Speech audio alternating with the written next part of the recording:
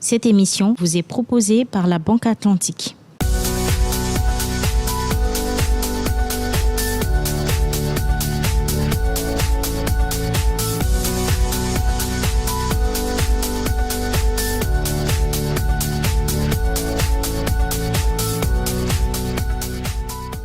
Bonsoir à tous, merci de rester fidèles à votre magazine Business Première sur Vox Africa. Au sommaire de ce numéro, l'ascension du capital investissement en Afrique, ce sera dans notre première partie d'émission. Et en seconde partie d'émission, pour notre business model, nous recevrons Monsieur Bonaventure Jolissin. Il est directeur général de Metalux, une structure spécialisée dans la charpente métallique. Mais avant d'aller plus loin dans ces sujets, je vous propose de faire le tour de l'actualité du continent et ça se passe dans les news. Démarrons ces news avec la Côte d'Ivoire qui fait un carton sur le marché financier ouest-africain. 2014 aura été une excellente année pour ce pays. En effet, alors que l'État ivoirien escomptait 160 milliards de francs CFA, le Trésor public a récolté 274 milliards, soit 418 millions d'euros. Sur la tranche A, consistant à la conversion de créances du secteur bancaire et des assurances en obligations d'une valeur nominale de 10 000 francs CFA avec un taux de 3% sur 10 ans, la Côte d'Ivoire a récolté 109 milliards de francs CFA. Et pour la tranche B, consacrée à la levée de nouvelles ressources, les obligations portant un taux de 5,85% sur 7 ans ont rapporté 165 milliards de francs CFA. La mission de levée de ces fonds a été confiée aux sociétés de gestion et d'intermédiation Atlantic Finance du groupe Atlantique, Actibourse de Bank of Africa et Sogebourse de la filiale du français Société Générale. Au titre de l'année 2015, le pays a déjà lancé sa première émission de bons du Trésor d'un montant de 50 milliards de francs CFA. Le cours du pétrole chute et le budget angolais pourrait être revu à la baisse. Le recul des cours du pétrole va-t-il contraindre l'Angola à renoncer à la hausse de dépenses sociales prévue dans le budget 2015 ? Eh bien, si la situation économique du pays s'est améliorée depuis la crise financière 2008, les attentes des citoyens sont, elles, aussi en hausse. Pourtant, la chute des prix du pétrole embarrasse l'Angola. Le pays risque de revoir le budget 2015 élaboré sur la base d'un prix du baril à $81 à la baisse. Et pourtant, il prévoyait une hausse des dépenses sociales, ce que ne lui permet pas le cours actuel du pétrole, proche de $50 le baril. L'Angola tire près de 70% de ses ressources fiscales du pétrole. Aussi, l'effondrement des prix, constaté depuis juin, devrait entraîner une chute des revenus et accentuer la dégradation des comptes publics. Or, en Angola, 54% de la population vit avec moins de $2 par jour. Les autorités avaient promis à améliorer les conditions de vie de la population et ces autorités veulent éviter d'aggraver le malaise social. Et nous terminons avec Mazars qui rachète le cabinet GIP d'Abdel Malek Alaoui. Ça se passe au Maroc. Le cabinet français Mazars en effet vient de racheter l'agence marocaine Global Intelligence Partners d'Abdel Malek Alaoui. Cependant, l'activité communication, influence et lobbying est restée en dehors du deal car trop liée bien sûr à la personne du fondateur de cette agence. Alaoui fera son entrée au comité exécutif de Mazars en tant que senior advisor. Bonsoir Damas. Bonsoir Christiane. Merci d'être vous aussi fidèle à ce rendez-vous que nous donnons à nos chers téléspectateurs. D'accord. Alors aujourd'hui, vous nous parlez de capital investissement. Mais qu'est-ce que c'est le capital investissement ? Le capital investissement est une activité financière à travers laquelle un investisseur entre dans le capital d'une entreprise. Il passe quelques temps et ressort après en revendant ses parts un peu plus chères pour réaliser ainsi une plus-value.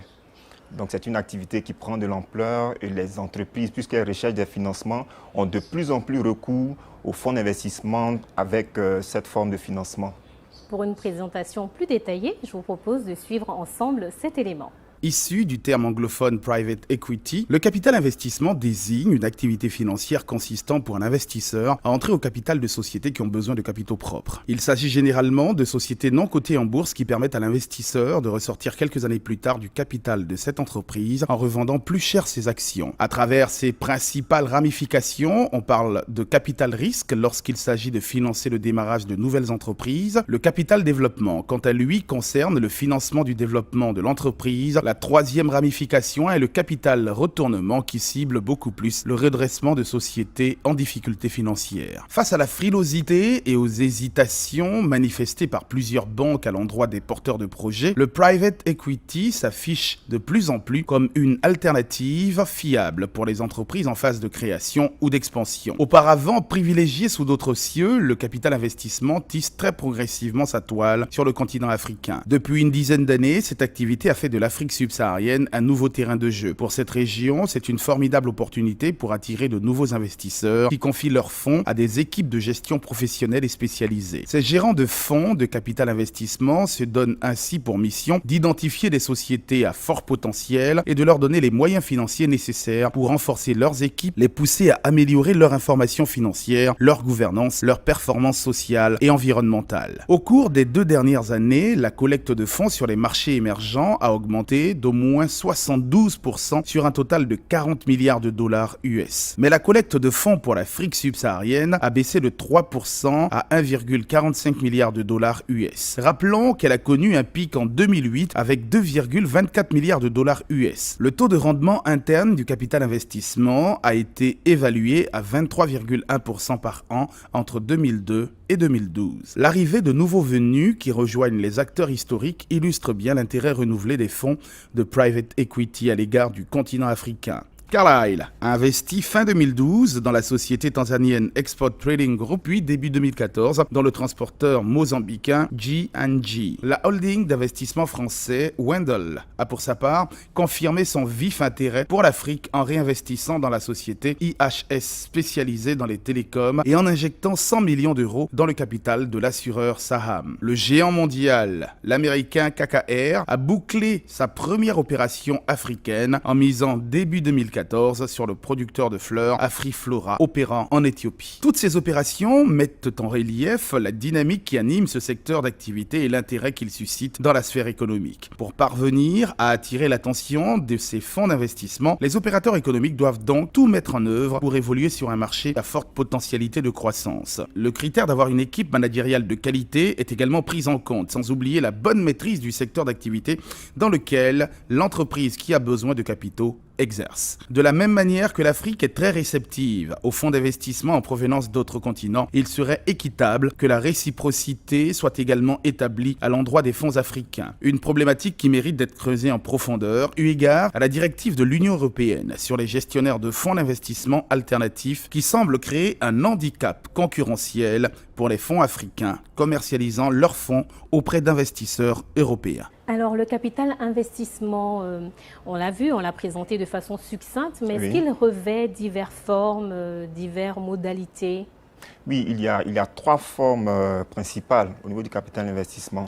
Il y a d'abord le capital risque qui permet de financer une entreprise nouvelle, une entreprise qui est à sa phase de démarrage.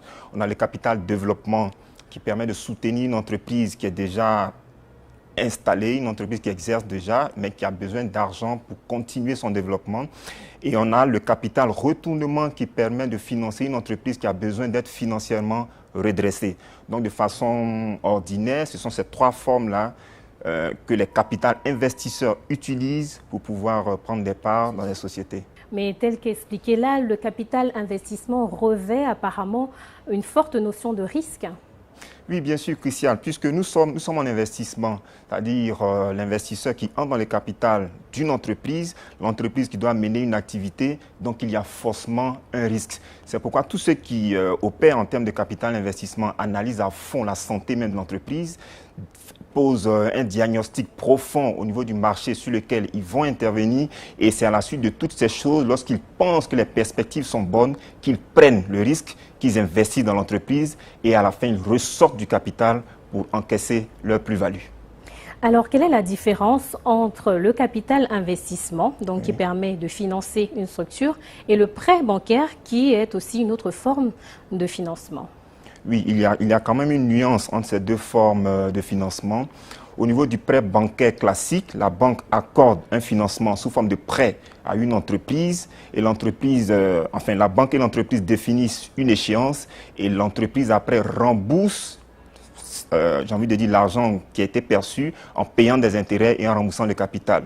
Au niveau du capital investissement, les choses sont un peu différentes. Le fonds d'investissement entre dans le capital de l'entreprise, il devient un membre actif du staff managérial, il prend une part active à la politique de développement de l'entreprise et après, il ressort du capital.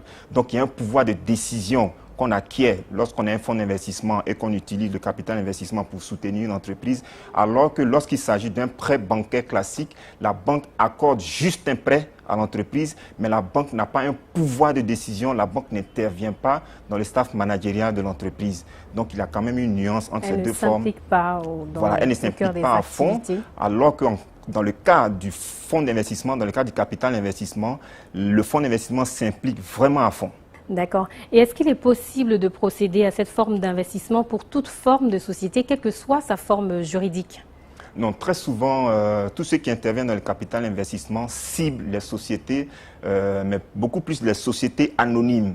Et la nouvelle tendance, même qui, elles, d'ailleurs, sans vous couper, ont la particularité d'avoir de gros capitaux. Exactement. Et la tendance actuelle, c'est vrai qu'à l'initiative, le capital d'investissement concernait les entreprises qui n'étaient pas cotées en bourse, mais la tendance actuelle, c'est que les fonds d'investissement ciblent beaucoup plus des entreprises cotées en bourse, de telle sorte qu'au moment de sortie du capital, elles peuvent facilement se retrouver sur le marché financier et vendre les actions à d'autres personnes qui sont présentes, qui interviennent comme acteurs au niveau du marché boursier. Alors jusque-là, vous nous avez dit beaucoup de choses du capital investissement, mais oui, si on devait résumer avantages et inconvénients, ou plutôt risques? Oui, en termes d'avantages, lorsque les entreprises souscrivent à une opération de capital investissement, elles peuvent avoir accès à de fortes liquidités. Je rappelle que tous ceux qui interviennent comme, j'ai envie de dire, fonds d'investissement ont vraiment de la liquidité. Ça veut dire que vous pouvez facilement lever de gros sous auprès de ces personnes-là, contrairement aux banques qui vraiment mènent une analyse un peu pessimiste lorsqu'il s'agit de financement important. On note également que toute entreprise qui souscrit aussi à une opération de capital investissement peut bénéficier de l'expérience managériale du fonds d'investissement.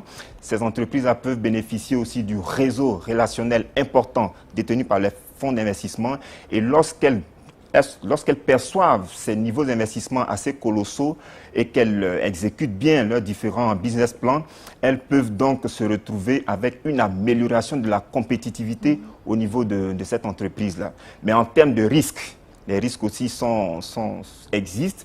On note que les fonds d'investissement sont très rigoureux, ce qui fait qu'il y a beaucoup d'entreprises qui ont du mal à supporter l'introduction des fonds d'investissement au niveau du capital. On note aussi que le fait que le fonds d'investissement prenne une part importante dans le capital, les actionnaires à l'origine ont peur de se faire pratiquement avaler par les fonds d'investissement. Absorbés par l'acquisition de la majorité des parts d'actions. Exactement. Ça dit que si en termes de répartition du capital, vous ne faites pas attention, vous risquez d'être finalement minoritaire et le fonds d'investissement devient majoritaire.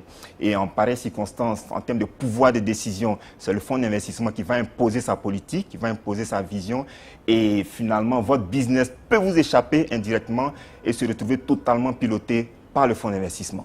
Alors, pour finir, existe-t-il en Afrique un cadre juridique assez réglementé pour garantir l'avenir de ce procédé de financement? C'est vrai qu'il y a un cadre juridique qui existe, mais les fonds d'investissement estiment que puisque puisque l'activité est un peu nouvelle, le cadre juridique qui existe n'est pas vraiment adapté.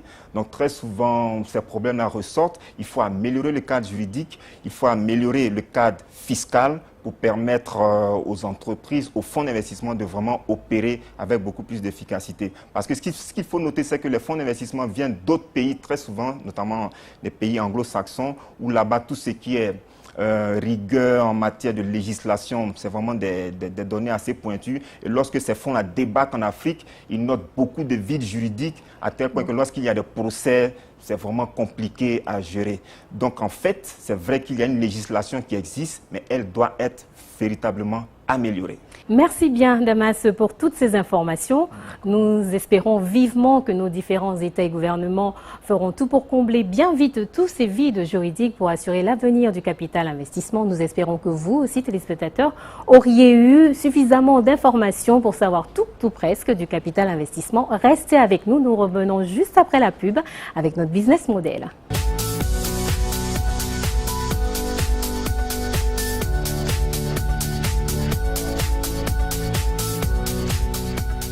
Business Première se poursuit sur Vox Africa. Merci de rester avec nous pour cette seconde partie d'émission.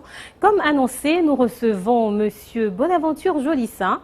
Il est directeur général de Metalux, une entreprise qui a résisté aux secousses sociopolitiques en Côte d'Ivoire et qui poursuit elle aussi, un peu comme le capital investissement, son ascension. Bonsoir Monsieur Jolissin. Bonsoir Madame. Bienvenue sur notre plateau. Merci de m'avoir invité.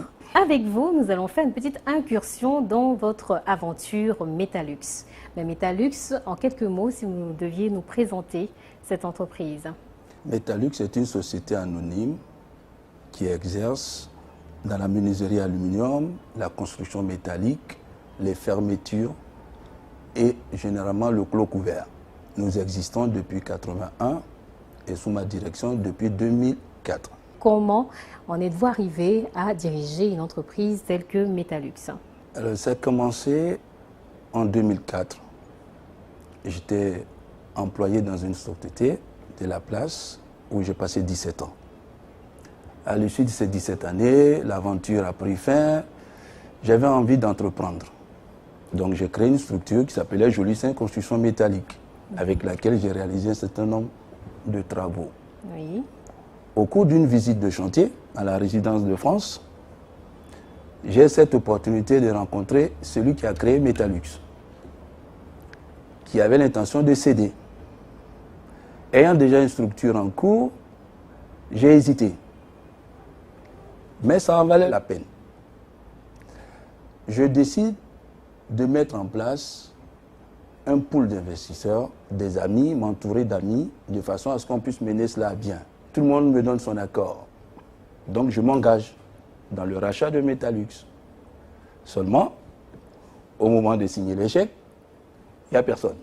D'accord, vous vous retrouvez tout seul. Je me retrouve tout seul avec ce projet Metalux sur les bras. Donc ce que j'ai fait, c'est discuter avec le propriétaire et négocier des échéanciers.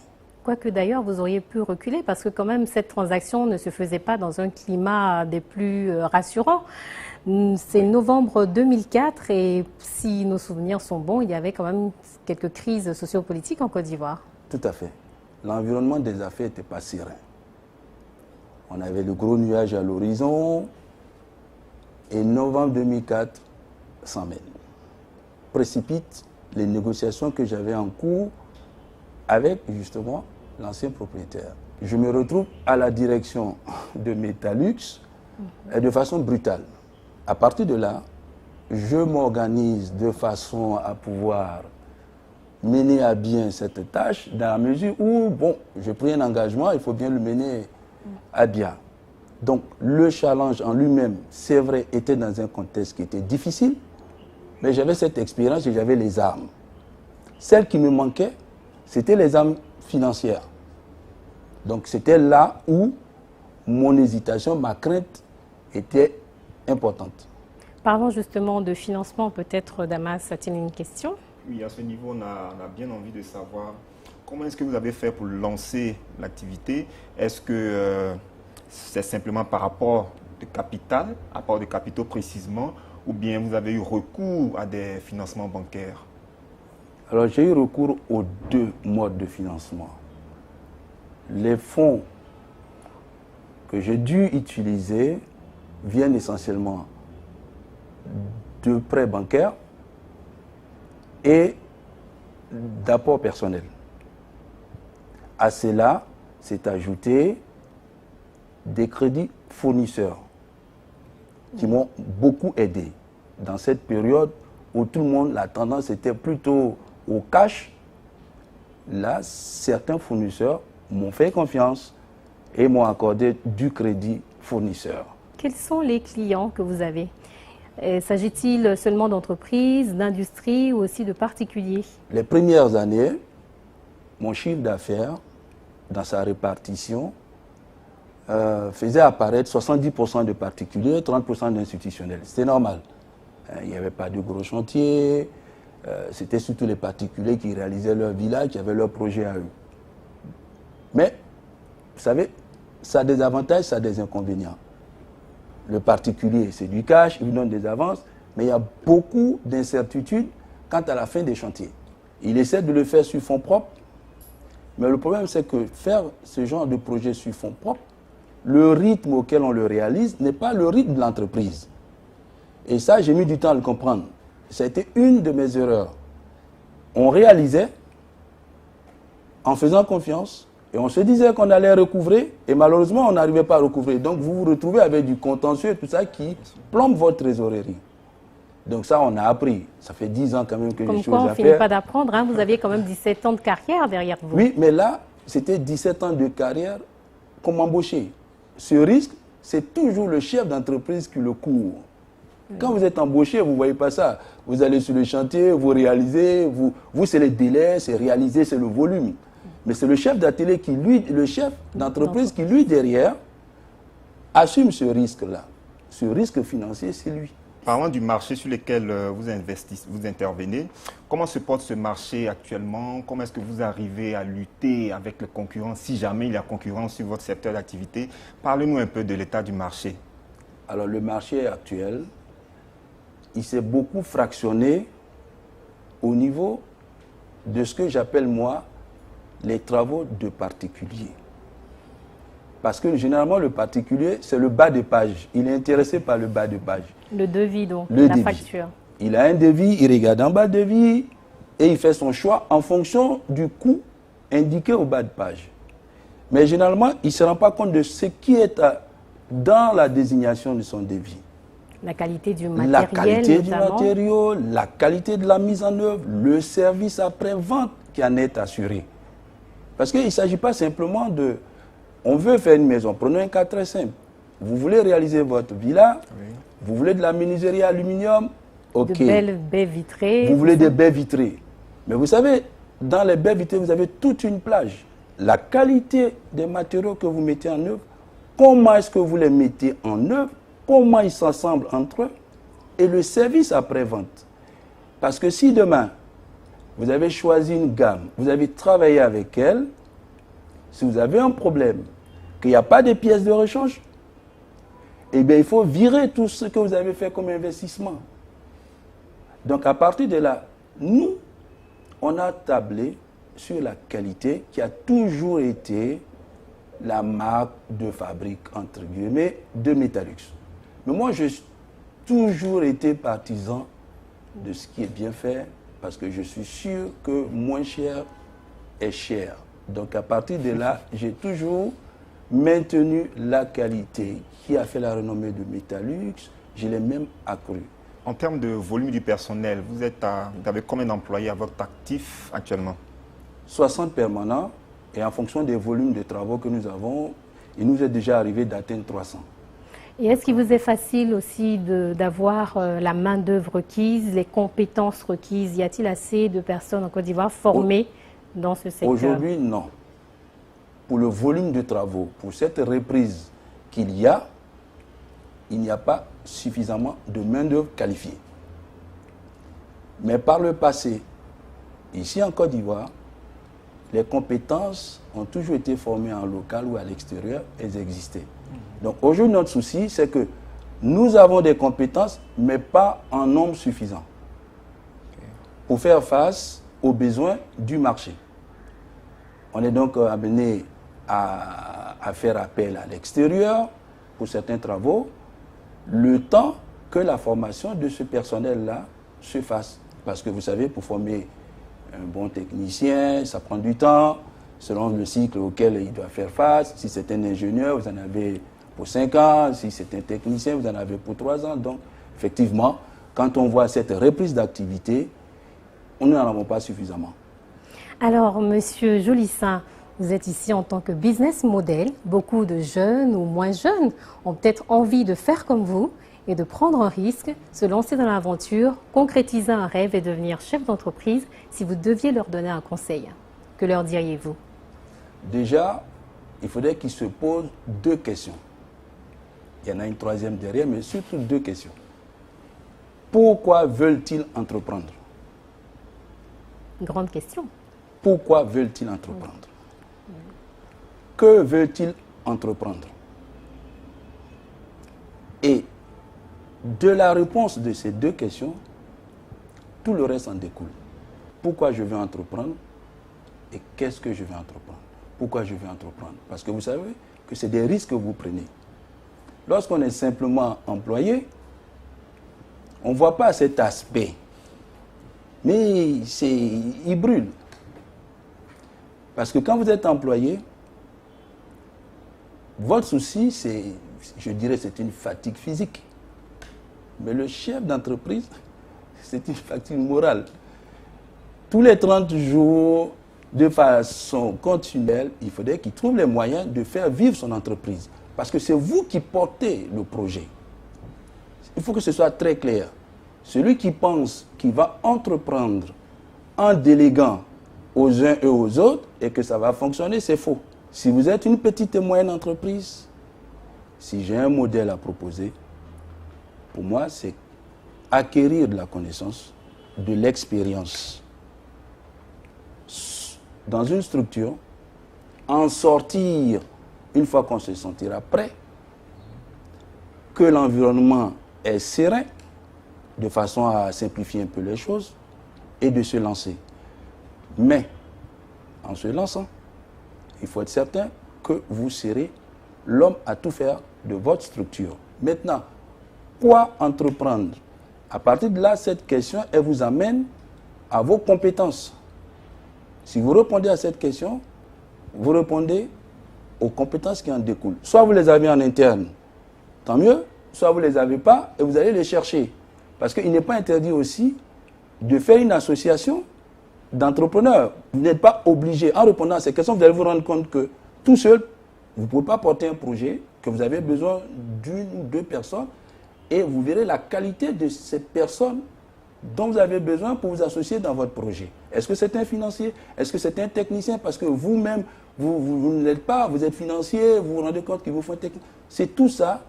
La réponse à cette question-là vous permettra de résoudre.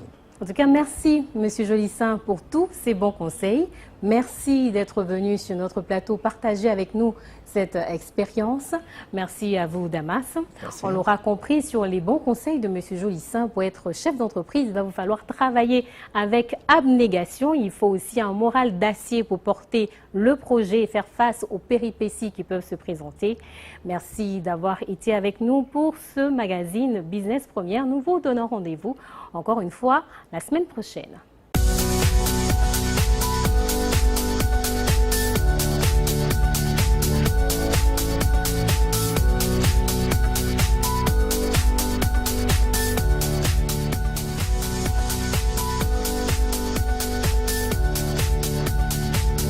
Cette émission vous a été proposée par la Banque Atlantique.